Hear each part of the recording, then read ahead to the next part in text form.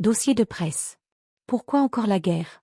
Sensibiliser et mobiliser pour l'abolition universelle de la guerre pour un autre monde meilleur.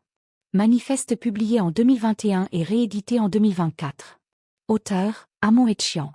Au regard de l'actualité et de l'acuité de la menace, situons d'entrée l'enjeu existentiel et planétaire avec l'avertissement de l'ancien président américain John Kennedy. L'humanité devra mettre un terme à la guerre, ou la guerre mettra un terme à l'humanité, avait-il prévenu. Sous l'impulsion du président Donald Trump, l'excitante perspective de la fin de la guerre qui oppose l'Ukraine à la Russie depuis le 24 février 2022 envoie déjà un message porteur d'optimisme à l'humanité et achève de contrarier les sceptiques. Si on peut mettre fin à cette guerre avant la reddition d'un des belligérants, cela montre qu'on peut aussi mettre fin à toutes les guerres dans le monde.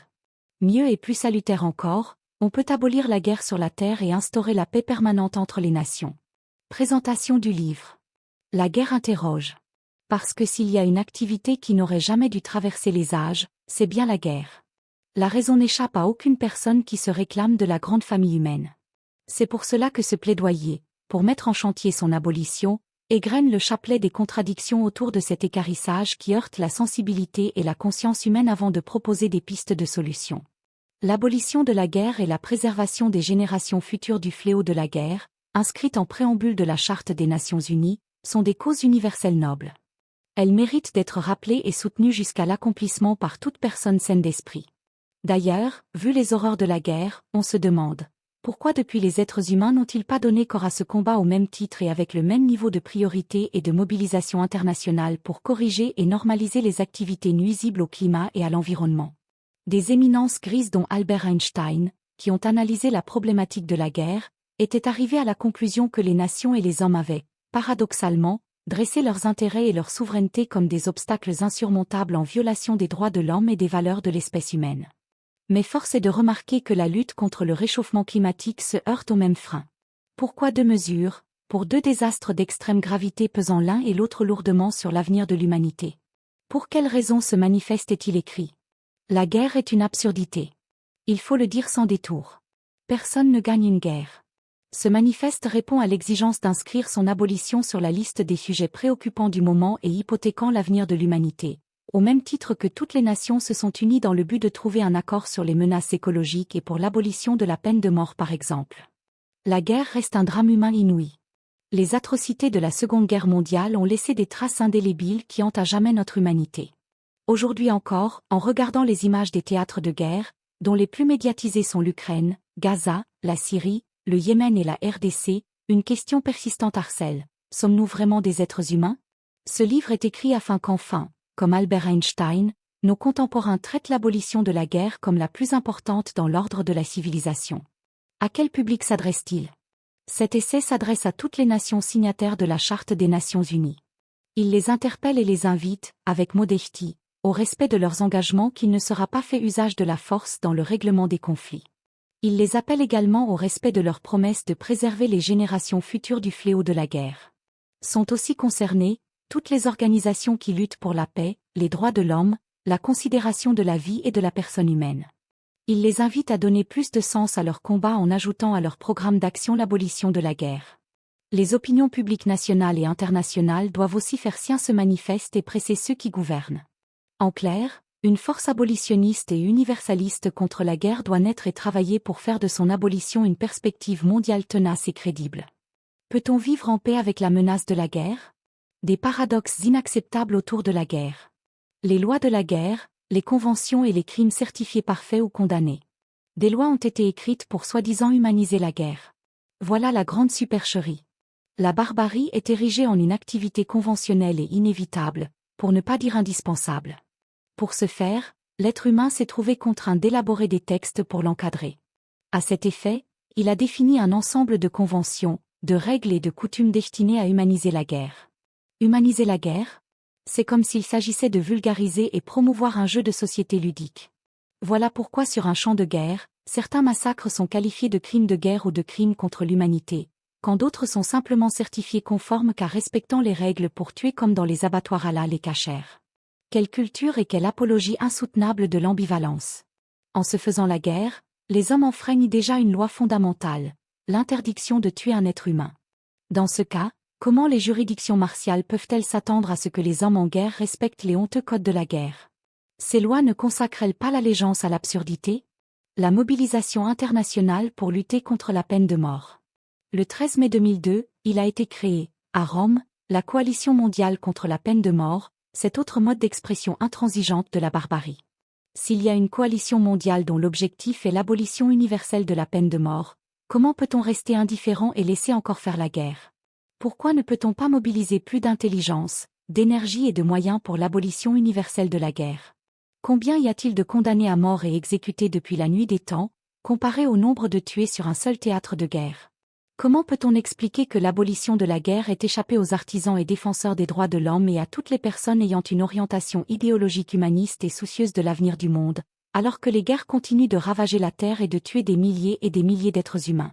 Comment peut-on rester silencieux, face à la gestion calamiteuse des conflits armés et à l'échec lamentable et regrettable des institutions internationales au regard de leur mission sacerdotale d'œuvrer à l'instauration de la paix mondiale et de préserver les générations futures du fléau de la guerre? La politique de dissuasion nucléaire trompeuse et la convention dérivative sur les armes chimiques. Aucune arme n'est bonne pour tuer un être humain. Adolf Hitler n'avait pas la bombe atomique. Cela n'avait pas empêché les nazis de massacrer des millions et des millions d'êtres humains, de s'illustrer cyniquement avec la Shoah et l'Holocauste et de traumatiser le monde. Après la tragédie d'Hiroshima et de Nagasaki, aucun pays en guerre n'a fait éclater une bombe atomique. Et pourtant le monde n'est toujours pas en paix, les guerres se multiplient, elles sont aussi meurtrières et dévastatrices. L'Ukraine, la bande de Gaza en Palestine, le Soudan, la Syrie, la RDC et tous les autres théâtres de guerre avec leurs noirs dessins montrent que le problème fondamental ne se trouve nullement dans l'élimination de la bombe atomique et l'interdiction d'autres catégories d'armes. Sortons de cette hypocrisie. La preuve que l'on peut éliminer la faim et la pauvreté dans notre monde. Selon l'Institut international de recherche sur la paix de Stockholm, CIPRI, en 2018, les pays ont dépensé 1822 milliards de dollars US pour s'armer, avec une hausse de 2,6% par rapport à 2017.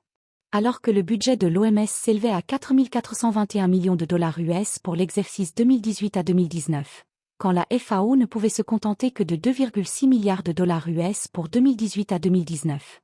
D'après Oxfam France, un ensemble d'organisations humanitaires indique que l'équivalent de 26 heures de dépenses militaires à l'échelle mondiale suffirait à financer les 5,5 milliards de dollars nécessaires pour aider les personnes les plus vulnérables de la planète. Quelle ère de confusion! La conscience d'être humain peut-elle continuer à accepter de telles incohérences meurtrières qui vont à l'encontre de la dignité humaine et contribuent à rendre sa marche aussi laborieuse et chaotique? Nous commettons la même erreur que sur le climat. C'est en 1666 que les premières voix s'élèvent pour attirer l'attention sur l'action de l'homme sur le climat et des catastrophes climatiques qui en résulteraient. Mais il faut attendre 1988 pour que la société civile et les politiques prennent la mesure des risques et réagissent. Mais alors pourquoi la marche de notre humanité est depuis écartée volontairement ou non de cette sublime aspiration, un monde sans guerre? En effet, les archives des 2 derniers siècles renferment des références à l'interdiction de la guerre dont 5 méritent d'être rappelées. 1. Les armées permanentes doivent être supprimées avec le temps, réclamait Emmanuel Kant en 1795 dans son essai intitulé Vers la paix perpétuelle. 2. L'inventeur de la dynamite, Alfred Nobel, était révolté contre la guerre. Il souhaitait la suppression des armées, synonyme d'un monde sans conflits armés. 3. En 1899, l'ambivalente Conférence internationale de la paix à La Haye, à l'initiative de l'ex-URSS, avait pour but de mettre en place des outils permettant de résoudre pacifiquement les crises, éviter les guerres et établir des règles de conflit. 4. Après la Première Guerre mondiale, la Société des Nations, la mère de l'ONU, avait sollicité Albert Einstein et Sigmund Freud pour une discussion sur la problématique de la guerre en ces termes. Existe-t-il un moyen d'affranchir les hommes de la menace de la guerre? En réponse, Albert Einstein avait fait une remarque percutante et persistante. Car la lucidité et la gravité de sa pensée s'étendent à nos jours. Pour lui, la question apparaissait comme la plus importante dans l'ordre de la civilisation. 5. Pendant la Seconde Guerre mondiale, la Charte des Nations Unies a été rédigée et adoptée pour sublimer les droits fondamentaux de l'homme avec la perspective de mettre fin au fléau de la guerre. Le Conseil de sécurité et l'UNESCO ont été créés pour implémenter ces nobles dispositions des nations, à la suite des dégâts et des massacres des 2 grandes guerres. Mais au nom de quels intérêts doit-on encore accepter de sacrifier des vies humaines sur les champs de guerre quel qu'il soit le motif? Aujourd'hui, et plus que jamais, l'acuité de cet oppressant défi qu'est l'abolition de la guerre est manifeste. Mais personne n'ose aborder le sujet pour l'inscrire au sommaire des grandes préoccupations mondiales. Voilà une incompréhension obsédante. Les hommes peuvent-ils continuer à se faire la guerre sans compromettre l'avenir et l'existence de l'humanité? Nous payons le prix du silence et de nos échecs. Selon Uppsala Conflict Data Programme, on dénombre 59 conflits d'origine étatique dans le monde en 2023. Les guerres continuent donc de ravager et d'endeuiller les familles et le monde encore et donc d'infliger à l'humanité d'indicibles souffrances comme les nations s'en étaient émues et indignées à l'avènement de l'ONU. Parce que les hommes refusent d'apprendre de l'histoire et de tirer des leçons de nos communes expériences douloureuses et traumatisantes. La Première Guerre mondiale est la conséquence de ce que notre humanité a ignoré, le souhait de la suppression des armées formulé par Emmanuel Kant en 1795, Alfred Nobel en 1895 et autres pacifistes et de la non-application des conclusions adéquates de la Conférence internationale de la paix à La Haye en 1899 pour éviter la guerre. Le second conflit mondial est la conséquence de ce que les nations seraient restées insensibles aux dégâts et aux massacres de la première conflagration mondiale, mais aussi du fait qu'elles n'ont pas daigné considérer que l'abolition de la guerre était devenue une urgente exigence. Depuis la Seconde Guerre mondiale, notre humanité continue de subir le fléau et la soi-disant malédiction de la guerre. Parce que les nations sont empêtrées dans leurs inextricables contradictions, elles ont sacrifié la paix mondiale et des vies humaines sur l'autel de leurs intérêts et de leur souveraineté nationale. En laissant faire la guerre et en cultivant notre stoïcisme, nous engageons tous notre responsabilité et notre culpabilité. Car le monde est dangereux à vivre. Non pas tant à cause de ceux qui font le mal, mais à cause de ceux qui regardent et laissent faire, ne pouvait pas si bien dire Albert Einstein. Nous regardons la guerre avec une superficialité déconcertante et une indigne irresponsabilité. Il y a trop de guerres dans notre monde.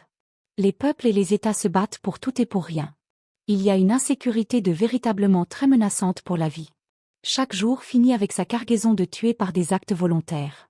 Nous devons absolument surmonter l'insécurité et arrêter le sacrifice de vies humaines dans la résolution des conflits. Toutes les zones en guerre nous interpellent avec les mêmes messages. Le nombre affolant de morts, les mêmes souffrances indicibles, les dégâts énormes et indescriptibles, les conditions déplorables et le désarroi des déplacés de guerre, la menace d'une troisième guerre mondiale sur nos têtes, etc. À moins d'être un sanguinaire invétéré, personne ne prend plaisir à regarder ces images des guerres, comme il le fait par exemple pour son sport favori ou un film à succès. L'humanité est à 90 secondes de l'autodestruction. La guerre soulève des questions cruciales auxquelles il faut maintenant apporter des réponses, si nous voulons arrêter l'autodestruction avant qu'elle n'atteigne un point de non-retour. En effet, sur l'horloge de l'Apocalypse, l'autodestruction de l'humanité est une question de secondes, donc imminente. Cet appareil a été élaboré par des scientifiques, dont Albert Einstein, pour attirer l'attention sur les dangers qui pèsent sur l'humanité, du fait de l'évolution des différentes sources de menaces dont le détournement de certaines connaissances et technologies à des fins nuisibles et létales, les agressions et les destructions écologiques, l'usage de l'atome d'uranium dans les activités civiques et militaires, etc.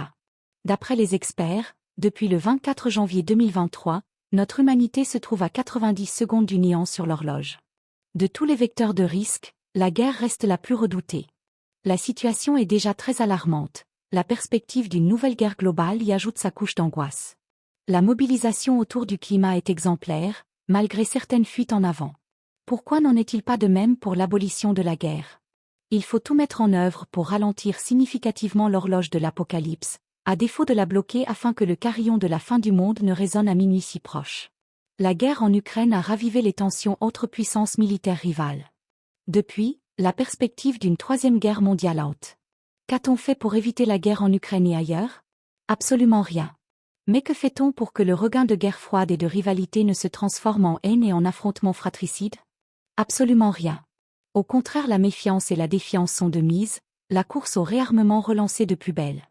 Tant que la résolution pacifique des conflits, avant qu'ils ne dégénèrent en luttes armées, restera un vœu pieux, le risque d'une guerre mondiale ne sera pas écarté. Dans ce cas, il n'est même pas certain qu'il y ait de nouvelles générations qu'il faut préserver du fléau de la guerre. En notre âme et conscience, pouvons-nous léguer un tel monde aux générations futures? Quelle personne lucide souhaite la guerre et n'est pas heurtée dans sa sensibilité par les terribles images de l'Holocauste et les scènes d'Apocalypse à la une de l'actualité depuis la guerre en Ukraine et à Gaza? Quelle solution pour éviter la fin du monde? L'état du monde est infernal. Il commande urgemment de mettre à l'échelle des menaces le sévère et exigeant avertissement de l'ancien président américain John Kennedy. Pour rappel, il a dit « L'humanité devra mettre un terme à la guerre, ou la guerre mettra un terme à l'humanité ». Mais comment mettre fin à la guerre pour éviter la destruction de l'humanité? Le secrétaire général des Nations Unies, M. Antonio Guterres, appelle les nations au respect de leurs engagements. Tirant sur la sonnette d'alarme, il a dit « Notre monde est pris dans un tourbillon. Nous vivons une ère de transformation aux proportions épiques et faisons face à des défis sans précédent qui exigent des solutions mondiales. Il faut agir avant qu'il ne soit trop tard », a recommandé M. Guterres. Ce manifeste propose des pistes de solutions complémentaires pour désarmer les puissances infernales qui se défient au risque du péril collectif. Il est suggéré une conférence annuelle de tous les lauréats récompensés pour leur lutte en faveur de la paix. Doit voir le jour, un groupement d'experts intergouvernemental sur l'évolution de la paix à l'image du GIEC dédié au climat, la réforme des armées nationales pour créer une armée universelle. Un programme d'éducation à la paix doit être élaboré avec l'enseignement de l'histoire axé sur les guerres et leurs conséquences dès les premières classes et pendant tout le parcours académique. Interdire les jeux vidéo qui font l'apologie de la violence. Le cursus doit être renforcé avec l'introduction du yoga, un patrimoine immatériel de l'humanité, ou avec toute autre pratique équivalente à l'effet de régénérer le système de valeurs, notamment l'innocence, l'équilibre et la non-violence chez les jeunes générations afin de les profiler et les prédisposer à faire des choix sains en accord avec la dignité humaine et les lois de la nature pour prendre des décisions sages et émancipatrices de la menace de la guerre. En connaissance de cause, Albert Einstein excluait la volonté, le sentiment humain et les accords politiques parmi les solutions plausibles. Le tissu d'incohérence autour de la guerre et les atermoiements sur les problématiques climatiques lui donnent assurément raison. D'Albert Einstein à Nelson Mandela, sans oublier Sri Mataji et bien d'autres personnalités, tous ces personnages d'exception penchaient plutôt pour l'éducation pour soustraire l'humanité à la menace de la guerre. C'est de bon aloi que l'UNESCO et la Déclaration universelle des droits de l'homme prescrivent également l'enseignement et l'éducation pour développer le respect des droits et libertés fondamentaux dans le monde. Mais où en sommes-nous?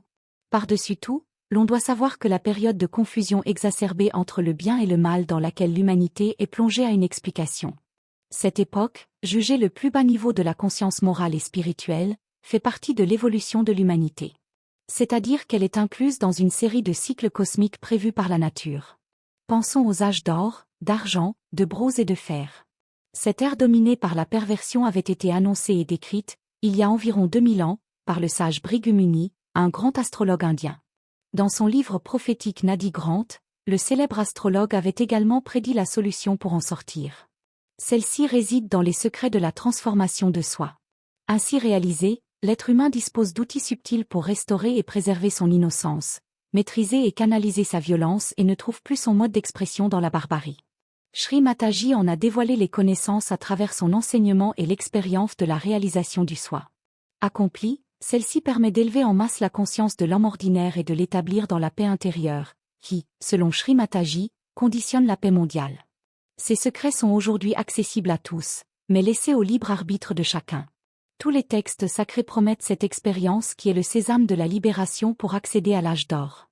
Retenons qu'il y a trop d'injustice, de haine, de méchanceté, d'égoïsme, de méfiance, de défiance, de violence et de guerre dans notre monde pour que l'humanité s'installe et vive durablement dans la paix.